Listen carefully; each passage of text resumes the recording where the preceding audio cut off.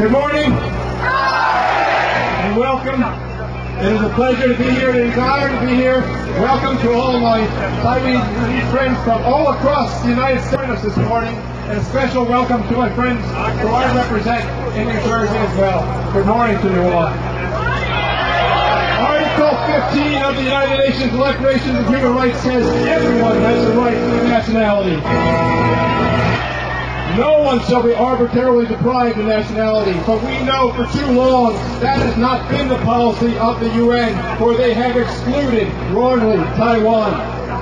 One of the saddest days in the history of the UN was the passing of Resolution 2758, which excluded the Taiwanese people from representation in the UN. And to this day, the question remains of the legitimacy of that resolution. But nonetheless, that resolution back then gave Mao's brutal regime veto power in the Security Council. Today I want to spend just a moment to point out all the injustices of Taiwan's exclusion from the UN, demonstrating how Taiwan's inclusion could only strengthen the UN and this organization, and show how America must now stand with Taiwan to protect and advance this nation. The UN is meant to be a body where the voice of the people all over the world can be heard. Why then are there only 23 million people in Taiwan being silenced?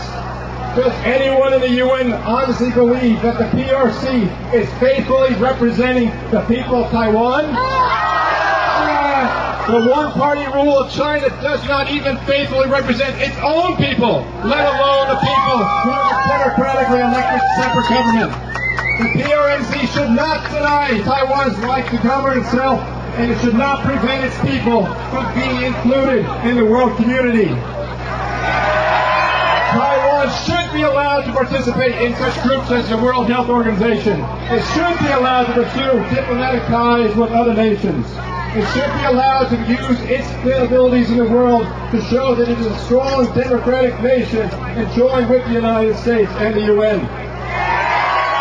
If the UN speaks for democracy and wishes to spread democracy and fight poverty as it claims, Taiwan should be part of that body, sharing its wisdom with other nations who strive to modernize.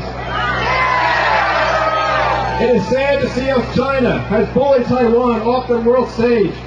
Today, only 24 nations officially recognize Taiwan. I urge the United States to rethink its position and make that number 25. So join with me today. Today, to make sure that Taiwan can be part of the UN, and I will return to Washington to spread that message with my colleagues in Congress, and we will see that day. Thank you, and God bless. We can do it. Finally, we must make sure we understand. We must make sure we understand that one of the leading obstacles to this today is China. China has used its influence over the decades against Taiwan. China demands that you recognize them, and only them. And they get their way through ugly, terrible tactics. China has blocked the other countries as well. China has used its forces on other countries as well. For example, by voting in the Security Council, by keeping out peacekeepers in other nations, putting force in such places as Macedonia and South American countries as well, including Haiti. And by using these ugly tactics, and by using these threats, Taiwan therefore puts its force and its pressure on them, as with their relations on Taiwan. China uses its power and its strength to keep other democratic nations from having a proper relation with Taiwan. We must end that. We must speak up, and I look to you to join with me to make sure that message gets out to the free world. And again, I will conclude. And my pledge to you has been in the past 5 years and will continue as a member of Congress representing all of you and the Taiwanese community in New Jersey to go to Congress to spread that message, to put in legislation, to make sure that one day will be soon that Taiwan will be recognized here in the UN and that Taiwan will be recognized in our nation's capital in Washington. Thank you again. Thank you. Thank you so much. Congressman Scott Cannon.